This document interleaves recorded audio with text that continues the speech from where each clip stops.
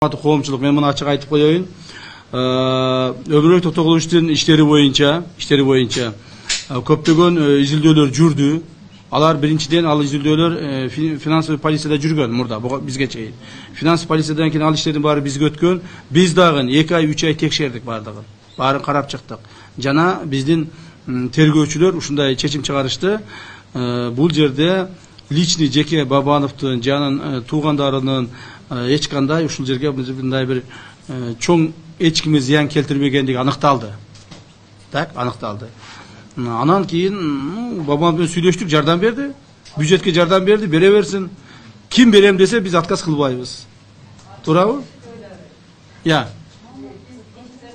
Себеби Өмүрбек Токтогулович мындай колунда бар, мүмкүнчүлүгү бар жигит. Так. Жардам берди, жардам бергени жакшы го. Бул мамлекетке берди. Ал эч кандай бир ГКМга берген жок.